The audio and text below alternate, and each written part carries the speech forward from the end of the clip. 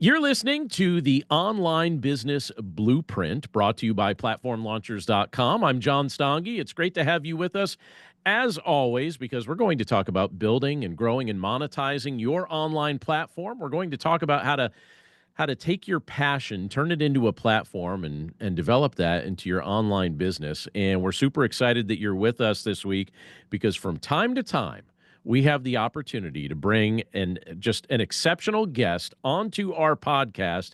And this week we have none other than my good friend, Jen Smith with us. Jen, I'll tell you two quick things about her, and then I'm going to jump right into letting her say hi to you. But Jen is the author, first of all, of this book. If you're watching us on the video podcast, the newest book that she has written, along with Jill Sirianni, Buy What You Love Without Going Broke. And if you recognize their names, they are the co-hosts of the Frugal Friends podcast. And I have known Jen for several years, and I have just watched what she's been doing just take off and really serve people well. And I'm just so grateful to see the ways that God's blessed everything that she's been doing. And so, Jen, it is truly an honor to have you here on the podcast. Welcome to the show. Thank you for having me. It's so great to be here and hang out with you. Well, we're super psyched. I've literally been telling our members, so those who listen to the podcast know that we record this live in front of the members club here, and we've got a group of people here from our members club live, and they've had to hear me say for weeks, I'm so excited that Jen Smith is going to be coming onto our show very, very soon. And so here we are. So Jen, I'm just going to tell you how I have, and I'll tell our audience here how I have the questions kind of lined up here. I have a series of things planned that I'm going to ask you, but if we get off script, I'm totally fine with that as well.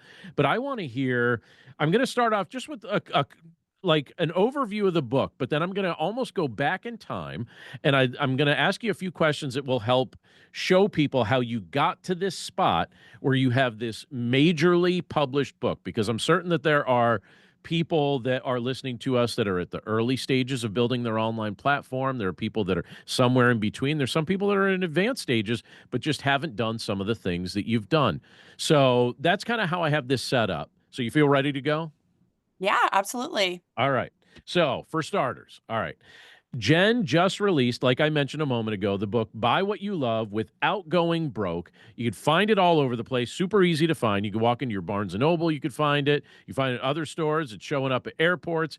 Major release, published by HarperCollins and their subsidiary Harvest Publishing. So it's really easy to find. Jen, I have to ask you, just for starters, this is the month that this book has come out.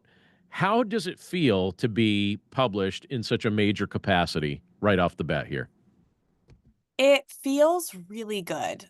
Like Jill and I keep saying, I thought it would be anticlimactic because we've had the book in our hands for several weeks now. We've been promoting it for the last 6 months, really hardcore. Hmm. And now it's out into the world. And it has been crazy. It has opened doors and attracted eyes and attention in ways that we didn't anticipate. Like, we're not different. Our platform is still the same, but now we have this added level of legitimacy with this traditionally published book. So it's been really cool. I was super psyched for its release because I've known for a few months that I think January 7th was the release date, right? So it's Hmm. just, I mean, as we're recording this, it's just barely 2 weeks ago. And now it's out. So like the world has the opportunity to buy it and learn from your counsel and learn from your wisdom. I've had the opportunity over the past couple of weeks to read through the book and glean the advice that's in here. And so I'll tell you right off the bat, if you're listening to us, that if you read the book, it's going to give you good, sound financial advice. But I have a question now that's going to take us back to your origin story. It's kind of like when you watch a Marvel movie and they give you a little bit about the origin story. How did Jen become a superhero in the online platform space and doing all the things she's doing? So we're going to give people your origin story. So, um, how did this all begin for you? And I guess maybe the best way to ask the question would be, so you host the Frugal Friends podcast. You've now just written a book that helps people steward their finances better. I wonder, how did you develop an interest in frugality and personal finance, so much so that you felt compelled to help other people with the things that you had come to know? Yeah. So it started when my husband and I were paying off $78,000 of debt. And before we started, I thought it would take us 5 years. And when we really got into it and got focused, it actually ended up taking us 2 years. And I don't know if I would recommend going as full force as we did because Hmm. I was actually quite miserable during those 2 years. I'm definitely glad we paid off our debt. That I highly recommend, but we really did go scorched earth and it was just not fun. But I was changing the way I saw myself. I saw myself as, I mean, I would buy generic brands, right? I just saw myself as somebody who didn't have a lot of money and never was going to have a lot of money. Hmm. And it was changing what I thought was possible for finances, for money, for me. And I wanted to help other people do what we were doing so that they could also change the way they saw themselves. And that's how I started writing. Like about a year into our journey, I started a blog that was just helping my friends. And I wanted to monetize it, but at first I just wanted to like help the people around me. People did find it helpful, and I really enjoyed it. And I started looking for ways to monetize my work, and that meant writing for other people. And I eventually got some like part-time work freelancing, and that led to a full-time job writing for personal finance. And I Wow. still wanted to do something that was my own because I've Hmm. always been entrepreneurial. But I didn't want it to be more writing on top of the writing I was already doing. And that was around the time where my co-host Jill, her husband, wanted to get into podcasting. And he thought that that's where this was 2018, Hmm. January of 2018. And he saw audio really going to podcasts. Like he saw podcasts blowing up. And I'm like, Oh yeah. I'm a writer. Like, I don't really see myself as a podcaster, but I will do it to help you out if you need a portfolio. Like you need something to edit so you can show people, like, that's fine. And he's like, you should do it with Jill. And I was like, I don't know why I would do a podcast with Jill. She has no interest in personal finance. But okay, I don't see us doing this for very long. So let's try it out. Let's have fun. Um, and we just today recorded our 491st episode. Oh, wow. I guess Yeah. it took, but it really like it started with Jill's husband wanting to produce shows. He wanted to Uh-huh. produce audio, not create audio, but produce audio. Yeah, so I mean that's how he was very into audio. He toured with bands when he was younger. Mhm. Um so he had all this talent, but he wanted to capitalize on where he saw the industry going. It's kind of like what I did with writing. Like in 2018, like blogs were kind of in their heyday and I was Mhm. just starting one. So I was like, you know what? Instead of building my own, I'm just going to profit off of somebody else's. It's not a long-term solution, but while I figure this stuff out, it's a way to make money off of like the skills that I have. Yeah, absolutely. Would you so personality wise, now I've known you for a few years, and so I guess I have maybe a little bit of a guess on the question I'm going to ask here, but personality wise, would you consider yourself a teacher, a mentor, or something else? Because you're communicating truths that you feel passionate about, like personal finance and all that. And I'm asking this because you're actually producing content. You're not just consuming content about this, but you're trying to think, how can I benefit the lives of other people with the content that I'm producing? So does that make you a teacher? Does that make you a mentor who comes alongside of people? Both? Something else? How would you describe your heart for the content you're creating? So, maybe you can tell me this. My heart has always been to position myself as your best friend who's just several years ahead of you on the journey. And Hmm. so I have a lot of years of expertise, but I feel like the further an expert gets away from their origin story, the less, the more narrow their perspective on what people are going through in that, like in similar stories. And so I never wanted to lose perspective. And time is always going to cause that, right? So Mhm. it's we are evolving as we speak, to kind of like how can we be more in tune to what people are really going through? Right. But that's where I want to be, just a little bit ahead. I don't want to be the end all be all or foremost expert on, but somebody who's relatable enough Mhm. to learn from. And so is that kind of the mindset that goes into the way you produce your shows and the way you do your writing and things like that? You're not trying to Absolutely. position yourself as like, the person that has all the answers, but someone who has some of the answers. And if your life kind of lines up with mine, maybe this is something Yeah, that would be helpful. we have answers, and we Mhm. also have, if they're not the right answers for you, we have ideas on where you can go to find the right answers for you. Mhm. Now, I'm hoping that as people listen to us, that one of the things they do, obviously, I want people to check out the book, especially if they're looking for financial wisdom, because it's packed with financial wisdom and it's a very pleasurable read. It's not like reading an encyclopedia. You wrote in a personal way. It's very enjoyable to read it. But I also want them to check out your podcast. So Jen is the co-host of the Frugal Friends podcast, and I'm curious if you could just tell us how the show has developed over time, because you're at episode 491, and I'm sure you had an initial vision, but now after, like you talked about this idea of things developing or evolving, how has the show developed over the course of 7 years, 491 episodes? So, what's funny is that the show is very similar to the very first episode. Is it? So the format has not evolved much. Okay. I and I think we liked what we started with. So, and we started with segments too. So we had the premise of the show was that I was writing like very like SEO friendly articles. And so I was Mhm, writing the same thing over and over for different websites. mhm, And what we wanted to do was a lot of the stuff on Google is BS just written to game an algorithm. We mhm, wanted to look at that stuff and figure out if you had a question, you'd go to Google, all 10 articles would show up on the front page. We're going to take two, we're going to tell you what is like gaming the algorithm and what is really real, or like mhm. what's an affiliate that people are just in here having making money for. Right. So that was what we started with.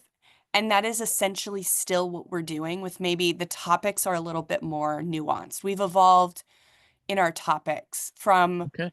we started very much how to save money on things. And now we are, how do we spend more consciously, spend more intentionally? Nice. Now, Yeah. one of the things that I remember us talking about podcasting and just the world of podcasting and all of that several years ago. And one of the things that really impressed me was when you told me that you and your show had received a major sponsorship opportunity. And one of the big questions that people ask me all the time is how do you monetize a podcast? I would love to do a podcast. I'd love to be able to carve out time to be doing this, but if I'm doing this, if I'm carving out time to do this, I'd love to learn how to actually earn an income from it.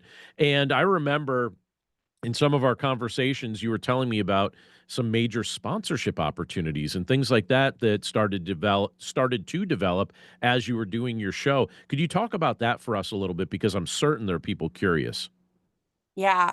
So, whatever, like, you can't wait for brands to come to you. And so we're finding this. We ended up joining the iHeart Podcast Network because we just wanted to take advertising off our plate. Hmm. But when we're looking to work with a brand, first, unmonetized content is all a portfolio. So the brands you want to be working with, all of your content serves as kind of a portfolio to be working with them. So in podcasting, talking about things that would behoove, like would target the brand's ideal audience, Hmm. and getting feedback from your audience about what they're interested in buying, what services and products they're interested in, and having that data to show to a brand. Because that can get you, when the brand knows that your audience is their exact ideal audience, they'll want to work with you and they'll pay more Mm, money to do it. And so it's right. hard, like it's hard for us being that we are a very like conscious consumption themed brand or podcast, but we still have a lot of options because we all spend money and we want to make sure we're spending it wisely. Hmm. So that's kind of the biggest thing. Like, if you want to work with food brands, then you should be talking about food in your podcast. You should be talking about food on your social media platforms, even if you're not being paid. Like, Hmm. show a brand how you would talk about them. We started from the very first episode, we had a fake sponsor at the like top of the episode. We were like, this is what the episode's about. But first, this episode is brought to you by houseplants. And we would have something ridiculous and it would tie into some kind of like affiliate link. So it was monetizable, but it wasn't like they were actually paying us a flat fee. Right. So, yeah, brands want to see that you know how to work with them and that you're reaching their ideal audience. And all of your content before you are being monetized is a portfolio to do that. Or you can be monetized without brands. You Mhm. could have, you could potentially host a podcast for a brand. I have Mhm. friends that do that. They are paid to host an internal podcast or just some kind of like brand podcast that isn't necessarily for wide reach, but is, you know, in that brand's marketing strategy. So there are a lot of ways to make money from something like a podcast. Were you amazed when you really started to make like a serious income from the show? It's crazy like this it supports two people, two very modest salaries. Like we're not like raking it in. It would be one great salary but two modest salaries. And then also we have one full-time employee. So yeah, That's pretty it's crazy. fantastic. I mean, Mhm. for your shows to be bringing in income that essentially, I mean, you look at this, 3 lives at least are directly impacted, plus the chain effect of all your family members that are benefiting from this as well. Uh, Yeah. Podcasting, obviously, if you have something to share that's of value to people, it could be a great opportunity also to earn a livable salary. Um, the let's segue our conversation though into the book. I want to spend the rest of our time talking about the book here because your new book, like we said, Buy What You Love Without Going Broke. I have my hardcover copy right here in my hand. Super excited when I got it in the mail. It just released earlier this month. And from what I'm seeing on Amazon, it's going really well. I saw that it had a really good ranking. I was checking out the reviews. Things look like it's really off to a very big start. And I'm curious, I've seen other podcasters do this, but now you've done it. So this is the world that you're in. What made you decide to go from podcasting to publishing? You had writing before, you got into podcasting, and now publishing is a new avenue. Publishing a traditionally published book has always been a dream because I've self-published 3 books Mhm. and I don't think I took them as seriously as I should have because I didn't value them. Like I didn't value the words I had. I had a professional editor, like I knew it was good. One of my books has over 2,000 reviews on Amazon, Oh, wow. but I didn't take them as seriously because they were self-published. And because of it, other people outside of it didn't take me seriously, even though I had an opportunity for them to. Mhm. So part of it was just this distorted perception of what I brought to the table. Mhm. But it ended up working in my favor because I would not have known what I was capable of, or what our worth as content creators was, or valued it so highly without the experience of getting this traditional deal. Mhm. That's awesome. And you enjoyed the process all along the way? Everything went well?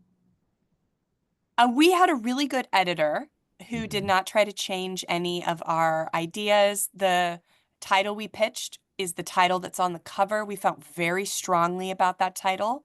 Mhm. We changed the format halfway through, and she was fine with that. Our agent was like, you should have run that by me before you did it. Thankfully, we had a fantastic editor. Our cover design did not go as well. We were not pleased with that. Huh? We were not allowed to talk to the artist. Oh, Um, and yeah, so it ended up being a good cover, but it was hmm, not the cover we wanted by right. any means. It was not what we Mhm. wanted. Um, and then like PR, publicity, I thought it was going to be more 80/20, and it was more 97/3, like where we got 97 interviews and they got us 3. Yeah. So I think those are the biggest rubs. But overall, I had a fantastic experience. Like we had a fantastic agent, a fantastic editor. Um, Everyone was very nice. So overall, a very good experience. And if somebody reads this book, what are some of the big takeaways they're going to take from it? The biggest takeaway we want people to take away is to kind of separate their identity from their consumption. We have Mm. been conditioned to identify ourselves as consumers, Hmm. and you either fall into that identity or you want to rebuke it and you want to get as far away from it as possible to where you oversave. And so I really want people to just remove their identity. Everyone spends. Everyone can save. Everyone should save. Mm. So how do we find our radical middle between those two? And that's what the book really dives into. Love that. And you again, you wrote it not to be encyclopedic. You wrote it to be something conversational, genuinely helpful, very personable. Did it feel easy or challenging for you to be just revealing about your own journey when you were writing this book? It was easy for me because I'm very open about things like I share my scars, not my scabs. Hmm. So if it is something from my past that I have healed from and dealt with, I'm very open about it. Hmm. But if it's something closer, then I don't share that at all. I want to make sure that I'm not sharing lessons that are not the right lessons to be taking Right. away from something that I have perspective on them. And so everything I shared in the book, I feel very confident about the lessons I've learned from those experiences. Nice. Awesome. I want to tap into your mentor brain in two ways here. One is if somebody is listening to us right now and they would say, all right, one of my major struggles is really getting my financial house in order. Where would you tell that person to start? So don't start with a budget. A budget is just a make-believe plan where you're pulling numbers out of the sky without any foundation to ground them to. Start by looking back. Before you think forward, look back. So start with a 90-day transaction inventory. What have you been spending money on for the last 90 days? And what has your income been for the last 90 days?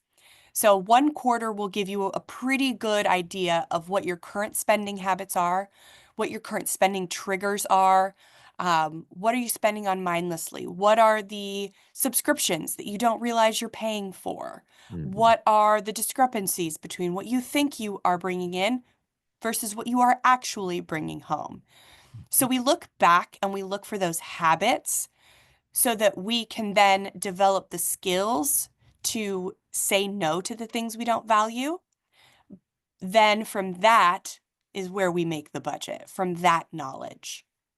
And that would be that's why. So you're saying look back before you look forward. Start Hmm. analyzing what you're doing, what's motivated you to do it, where the spending's actually taking place, what you're bringing in. I like that. Similar question now for the content creators that are listening to us, because it's probably a mix. And many of the people that listen to this podcast are developing their own online platforms, their own online businesses. And so if you're mentoring a content creator, what advice would you give that person if they're looking to get started in this world? So I would say, and this is for the extreme newbie, is to try several things. Don't be afraid to try new things. Sometimes seasoned content creators, we get shiny object syndrome and we won't invest where we need to because we want to try the next best thing. But I think for new content creators, that's a really good strategy because I didn't know I liked podcasting till I started it. And I said yes. So it's really good to try new things occasionally. Um, do not don't believe in the sunk cost fallacy that just because you've invested somewhere, it's where you need to keep investing if it's not working for you. Mm, But also be committed when you are trying out that new thing. Be committed when you try it. Be mhm. fully invested in it while you're trying it. Don't just start something shiny and new and then the next month go back to something or next new thing. You really got to give it the good old college try Mhm. to see if it's working for you, if you enjoy it.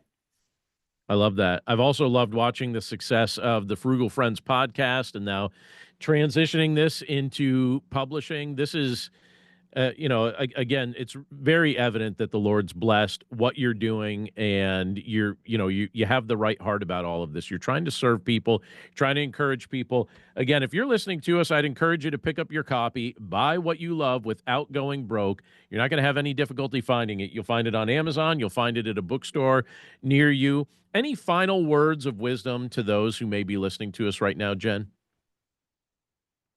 I think that there are a lot of ways to monetize content to stay a content creator. As content creators, we have to be careful to not keep consuming education and keep consuming inspiration and to actually create and put things out there.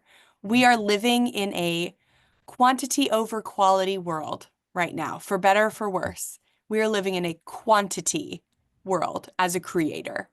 So it is important to just go out, like put stuff out there, because that's how we practice and that's how we figure out faster what we like, what we don't like, what's working, what's not working. Mhm. But yeah, and then there are plenty of ways you can monetize that, not just on your own platform, but on other people's. And you find the money faster the more you create Mhm. versus consume. I like that. Very good. Jen, also, thanks for the shout out in the book. Appreciate Of course. it. Love Thank that. you. All right, Jen, final question then. If people wanted to find you and find out more about all the different things you're doing, where's the best place for them to go? So, Frugal Friends podcast releases twice a week wherever you listen to podcasts, including YouTube. And we are going to be putting more video out this year. That's what our main place that we want to invest more in 2025. So, if that gives you guys any inspiration, we're investing heavily in video for 2025. Well, And then buywhatyoulovebook.com. buywhatyoulovebook.com. Check it out. My friend Jen Smith, awesome guest with lots of wisdom to share with us. Jen, we have to have you on again at some point. This was a really fun interview. Thanks so much for spending time with our group. Absolutely. Thank you for having me. All right. That was Jen Smith here on the Online Business Blueprint. Thanks so much for listening to us today. And we will catch you right here next time. Take care.